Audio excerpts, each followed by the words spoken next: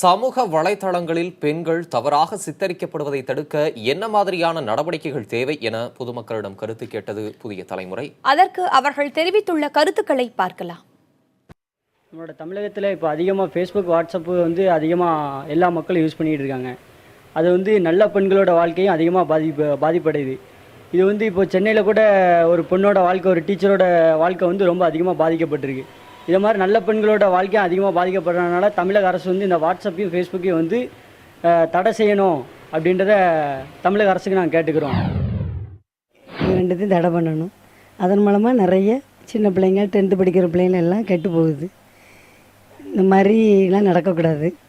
அதெல்லாம் பெண்களுக்காண்டி கவர்மெண்ட் ஏதாவது முயற்சி எடுக்கணும்.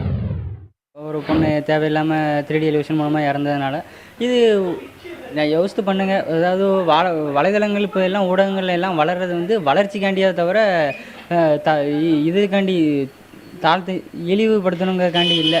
இதே உங்கள் அக்காவோ தங்கச்சியாவோ இருந்தால் இதேமாரி ஃபோட்டோவை 3D எலிவேஷனில் பண்ணி போடுவீங்களா? அதை நினச்சிக்கோங்க. இதேமாரி சைபர் கிரைம்லேருந்து இதுக்குரிய என்ன நடவடிக்கை எடுக்கணுமோ அதை நடக்கணும்னு கேட்டுக்கணும்.